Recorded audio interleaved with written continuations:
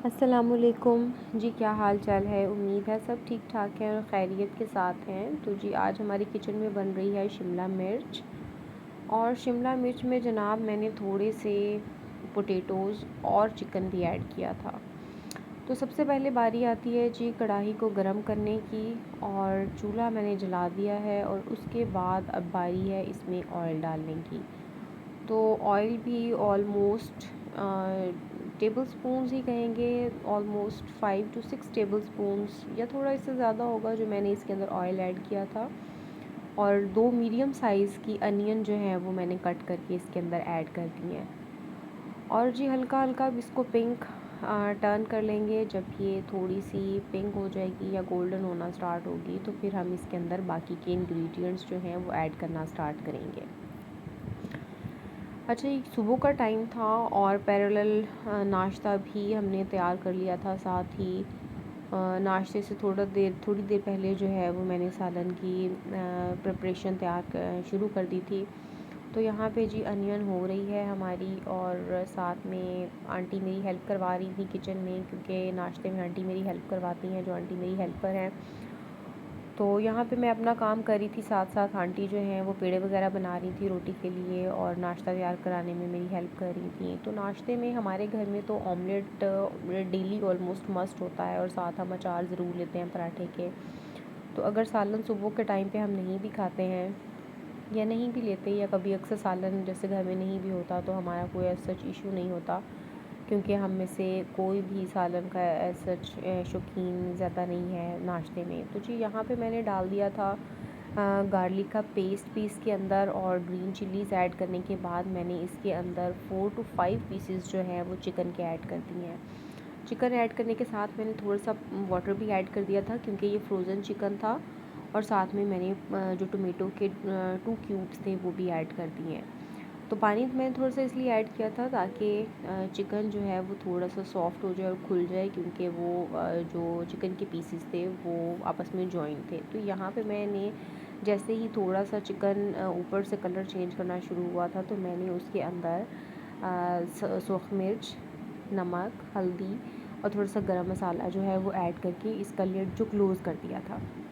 जी थोड़ी देर के बाद जब मैंने इसको चेक किया तो ऑलमोस्ट 5 to 6 मिनट्स के बाद तो चिकन की जो बोटियां हैं वो खुल गई थी और आहिस्ता आहिस्ता पकना स्टार्ट हो गई थी। तो इसको मैंने थोड़ा सा स्टर कर लिया था अच्छे से। जो मसाले हैं वो भी थोड़ा सा पकना स्टार्ट हो गए थे। तो इस तरह से मैं इसको मीडियम टू लो फ्लेम पे कुक करती जा रही थी, ताकि जो चिकन का कच्चापन है वो भी दूर हो जाएगा, और इस तरह से जो मसाला है वो भी इसके अंदर अब्जॉर्ब हो जाएगा। तो जी यहाँ पे शिमला मिर्च मैंने कटिंग करके रखी हुई थी, क्योंकि मैं सारी वेजिटेबल्स ला के उनको प्रॉपर वॉश करने के बाद कट कर लेती हूँ और फ्रीज़ कर देती हूँ, ताकि मुझे डेली डेली जो है वो कटिंग ना करनी पड़े या डेली मेरा टाइम कंज्यूम ना हो। तो यहाँ पे जो मैंने शिमला मिर्च रखी हुई थी बॉक्स के अंदर सेव करके, उसको मैंने निकाल लिया था, और अब मैंने इसको डाल दिया है चिकन के अंदर। तो इसको मैं ज़बरदस्ती खोलने की कोशिश नहीं करूँगी, क्योंकि ये टूट जाएगी और इसकी शेप बिल्कुल भी अच्छी नहीं रहेगी। तो इसके अंदर मैं थोड़ा सा वाटर ऐड करके, ताकि इसकी स्टीम बने और शिमला मिर्च जो है वो खुद ही खुल जाए। तो यहाँ पे मैंने इसका जो लिड क्लोज़ कर दिया है, ताकि हीट जो है, जो स्टीम है वो उसके अंदर बनना स्टार्ट हो और अपना काम करना शुरू करें।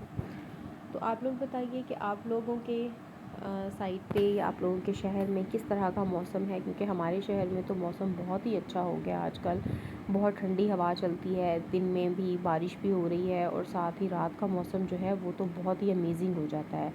रात में एसी यहाँ पे चलना बंद हो गए हैं, और पंखे की हवा इतनी ठंडी हो गई है कि आराम से उसमें सोया जा सकता है। तो जी आप लोग भी ज़रूर शेयर कीजिए कि आपकी तरफ शहर का मौसम किस तरह का है और क्या हालात हैं। और कुछ देर के बाद जब मैंने इसका लिड क्लोज़ करके इसको देखा था, तो अभी ये कम्प्लीटली जो है वो खुली नहीं थी, तो इसको मैंने दोबारा से क्लोज़ कर दिया है। साथ में जी दूसरे चूल्हे पे और प्रिपरेशन स्टार्ट हो रही है।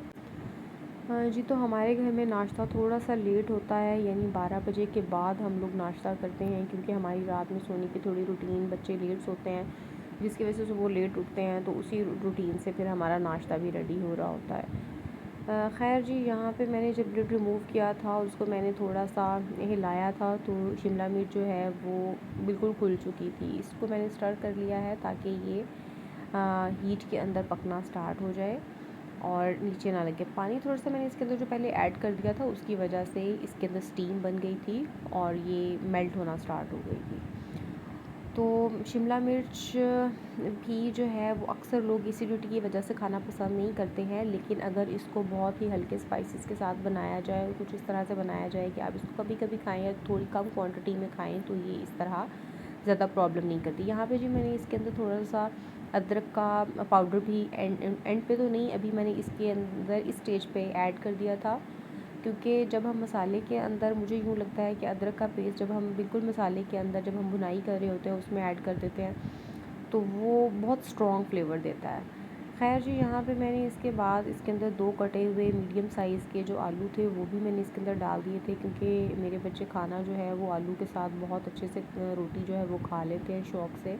तो इसलिए मैं हर सब्ज़ी के अंदर या राइस के अंदर भी मैं प्रेफर करती हूँ कि मैं एक या जो 2 टोमेटोज़ हैं वो कट करके पोटैटोज़ ज़रूर डाल दूँ ताकि बच्चे आराम से आलू के साथ रोटी खा सकें। तो जी नाश्ते की, जैसे मैंने आपको बताया कि तैयारी हो रही थी और यहाँ पे मैं ऑमलेट बना रही थी और वानिया मेरी हेल्प करा रही थी। उसको बहुत शौक़ होता है कि जी मैं नाश्ते में हेल्प करा दूँ, या उसको एग क्रैक करने का बहुत शौक़ होता है, तो वो फ़ौरन पहुँच जाती है। यहाँ पे जी मैंने अनियन कट कर लिए थे, अनियन और ग्रीन चिलीज़। वैसे तो मैं इसके अंदर हरा धनिया भी मस्ट मिक्स करती हूँ, लेकिन मेरे पास ख़त्म था तो इसलिए मैंने इसको इन 2 इंग्रेडिएंट से ही बना लिया था।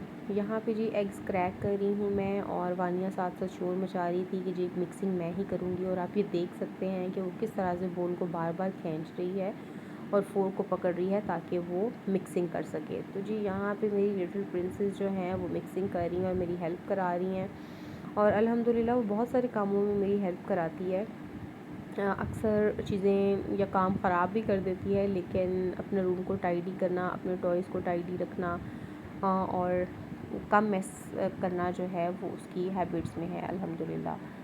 और जो यहाँ पे मैंने पैन को थोड़ा सा वार्म करने के लिए वार्म कर लिया था, और उसके अंदर मैंने थोड़ा सा ऑयल डालने के बाद अपना जो सारा ऑमलेट का मटीरियल है वो उसके अंदर डाल के थोड़ा सा सेट कर लिया था स्पैचुला की हेल्प से। और ऑमलेट जब भी मैं बनाती हूँ तो मैं इसको बहुत ही मीडियम टू लो फ्लेम पे ही बनाती हूँ, क्योंकि ये फिर इस तरह से अच्छे तरीके से नीचे से पक भी जाता है और साथ ही ऊपर से भी हल्का सा इसका जो कलर आ जाता है, तो ये टूटता भी नहीं है। तो अगर हम इसको बनाते हैं, बहुत ही हाई फ्लेम पे बनाने की कोशिश करते हैं, तो हमारी ऑमलेट की शक्ल भी ख़राब हो जाती है और नीचे से बर्न भी हो जाता है, जिसकी वजह से उसके अंदर एक अजीब सी स्मेल पैदा हो जाती है और खाने में वो बिल्कुल भी अच्छा नहीं लगता। तो जी मेरी कोशिश यही होती है कि बेशक थोड़ा टाइम लग जाए, लेकिन मैं इसको थोड़ी मीडियम टू लो फ्लेम जो है उसके ऊपर ही पकाऊँ। इसको मैंने जी फ्लिप करने से पहले मैंने इसको चेक किया था, लेकिन ये भी नीचे से फुली कुक नहीं हुआ था, और अगर मैं इसको स्टेज पर टर्न कर देती तो ये टूट जाता।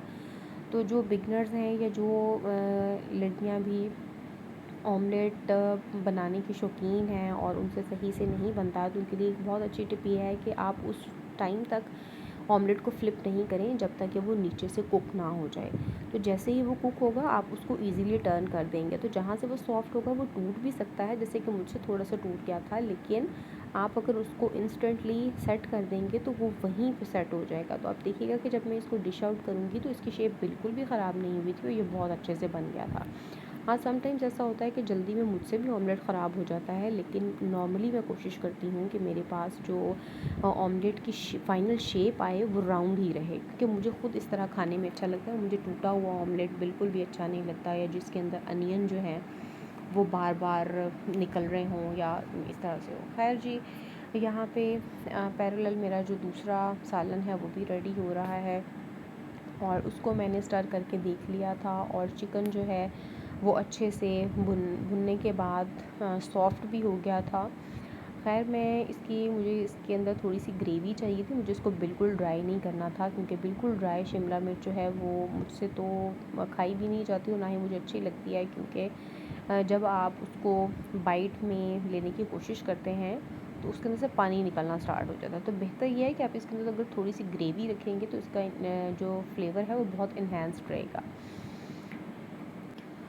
जी, सुबह के टाइम जी बच्चे बहुत तंग कर रहे होते हैं नाश्ता बनाने के टाइम पे, क्योंकि वो टाइम बच्चों के जागने का होता है। बच्चे उस टाइम ताज़ा ही उठे हुए होते हैं और बच्चे माशाल्लाह फुल एनर्जी में होते हैं, तो वो खूब तंग भी कर रहे होते हैं। ख़ैर जी, बच्चों की यही खूबसूरती है, बच्चों की शरारतों और बच्चों की हँसी की वजह से अल्हम्दुलिल्लाह सारा दिन रौनक रहती है और बहुत अच्छा लगता है। और मेरी हमेशा यही दुआ होती है कि अल्लाह ताला मेरे बच्चों को भी और बाकी सबके बच्चों को भी सेहत तंदुरुस्ती अता करें, क्योंकि जब भी बच्चा कोई घर में बीमार होता है तो एक अजीब सा माहौल घर में क्रिएट हो जाता है और माँ और बाप दोनों के लिए ही टेंशन क्रिएट हो जाती है। और स्पेशली नाना नानी दादा दादी जो अगर घर में होते हैं तो उनके लिए कुछ और ही तरह की टेंशन जो है वो ज़्यादा टेंशन में रहते हैं। खैर जी, यहाँ पे ऑमलेट की शक्ल देखिए कितनी खूबसूरत बन गई है और सालन मेरा तैयार हो रहा है पक के, और उसको भी मैं आहिस्ता आहिस्ता ही जैसे लो फ्लेम पे मैं पका रही हूँ ताकि इसका टेस्ट बहुत अच्छा आए। और जी अपकमिंग व्लॉग में मैं लेके आ रही हूँ हलीम की एक रेसिपी भी, वो मैं बहुत जल्द आपके साथ शेयर करूँगी। और यहाँ पे मुझे थोड़ा सा सॉल्ट कम लग रहा था तो इसके अंदर थोड़ा सा सॉल्ट जो है वो मैंने और ऐड कर दिया था। और आंटी ने पराठे बनाना स्टार्ट कर दिए थे और बहुत ही गोल्डन और बहुत ही मज़े के पराठे आंटी ने बनाए थे जो कि बहुत ही टेस्टी थे। और मुझे आंटी के हाथ के पराठे बहुत ही पसंद हैं, क्योंकि एक तो वो बल वाले पराठे बनाती हैं, लेकिन आज मैंने उनसे कहा था कि आंटी आप सिंपल ही पराठे बनाएं, तो आंटी सिंपल पराठा ही बना रही थी, क्योंकि आज मुझे बहुत ज़्यादा भूख नहीं थी और मेरा दिल चाह रहा था कि मैं लाइट पराठा ही खाऊं, क्योंकि बल वाला पराठा थोड़ा सा हैवी हो जाता है। यहाँ पे जी क्योंकि मुझे ग्रेवी चाहिए थी इसके अंदर, तो मैंने इसके अंदर थोड़ा सा वाटर ऐड कर दिया है, अराउंड 1 कप। और उसके बाद फिर मैंने इसको कवर कर दिया था ताकि ये अच्छे से इसकी ग्रेवी जो है वो रेडी हो जाए। और जी मेरे पास जो हाउस होल्ड हेल्प है आंटी मेरे साथ होती हैं, तो वो मेरा किचन का भी मेरे किचन में हेल्प करा देती हैं, लेकिन मेरी प्रेफरेंस यही होती है कि मैं अपने घर वालों के लिए अपने हाथ से कुकिंग करूं, क्योंकि मुझे बहुत अच्छा लगता है कि मैं अपने घर वालों के लिए ख़ुद खाना बनाऊं।